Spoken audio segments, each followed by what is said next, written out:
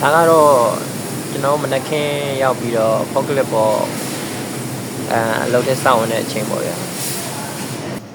ဘာလို့လဲဆိုတော့ကျွန်တော်တို့ရနိုင်ငံခြားရောက်ပြီးဆိုမှတော့ပညာတစ်ခုတော့ပါမှာဗျာ Yes ပညာတစ်ခုမှမပါရင်တော့ဆင်းရဲတယ်ဗျာပညာပါရင်ပါမပါရင်စကားတက်အင်္ဂလိပ်စကားဖြစ်ဖြစ်မလေးရှားဆိုလည်းမလေးရှားထိုင်းဆိုလည်းထိုင်းစကားဒီကတော့စကားမတက်ရင်တော့ကိုမြန်မာချင်းချင်းကိုအနေခံရတာဒါတဘာဝပဲဗျကျွန်တော်လည်းဒီရောက်မှပဲသိကြတယ်ကိုမြန်မာချင်းဆိုရင်ခိုးမယ်နှက်မယ်ဆိုတော့ကောင်ခံပြများတယ်သူတို့ဒီမလေးရှားဆိုလည်းမလေးရှားလူတွေကကောင်းတယ်ဗျာအဲ့တော့ကျွန်တော်တို့ရဲ့အလုပ်ကတော့မလေးရှားစံတော်ချိန်နဲ့ဆိုရင်တော့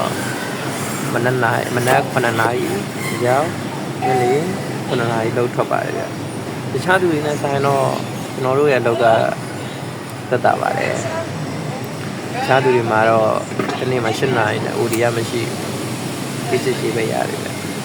ကျွန်တော်ကတော့အဲ့ထက်မှကန်ကောင်းတဲ့ထက်တော့ပါတာပေါ့ဗျာဒီကျွန်တော်တို့ဒီမလေးရှားကိုလာမယ်ဆိုရင်တော့ကျွန်တော်တို့မလေးရှားမှာမလေးရှားကိုလာမယ်ဆိုရင်တော့သူ့ရဲ့ဘာသာစကားလေးရောအနေချင်းလေးသင်ခဲ့ပြီးမှလာခဲ့ရကိုးစင်ပြီကျွန်တော်တို့ဆိုတော့ဘလောက်ဒုက္ခရောက်တော့ဆိုရင်ကိုမြန်မာပွဲသားမြန်မာတွေကလူကန်ရှိတယ်ဆိုပြီးတော့ကိုလူကန်တွေအားကိုးတာပေါ့ဗျာဒီလိုပဲပြဿနာဖြစ်တစ်ခေးနဲ့အလုပ်အဆင်မပြေတာတွေဒါသာညီနိုင်မရတာကိုရစကားမပြောတတ်တော့သူတို့ကျိုးဆွဲရကနေရတာအမှကျွန်တော်တို့2လ3လလောက်ကတော့ဘာမှမသိဘူးတင်းနေ3 4တောင်မရဘူးအင်္ဂလိပ်လိုရလားဆိုလည်းအင်္ဂလိပ်လိုလည်းမရဘူးအဓိကတော့ရှားနိုင်ငံသွားရင်တော့သူ့မိခင်ဘာသာစကားတော့အရေးကြီးဆုံးပေါ့ဗျာ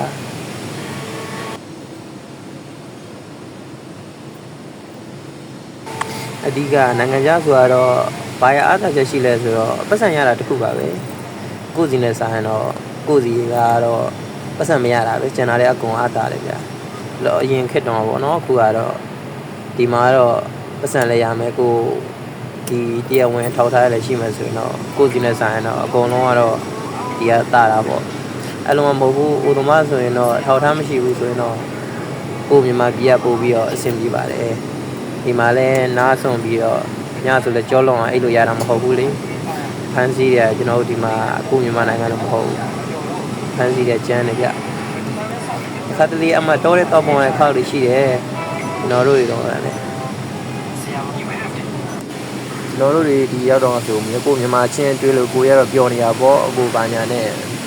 ဒီမှာရောက်နေတဲ့သူတွေကတော့စကားတက်တဲ့ဆရာကြီးကတော့ဖတ်တောင်မလုပ်ဘူးဗျာ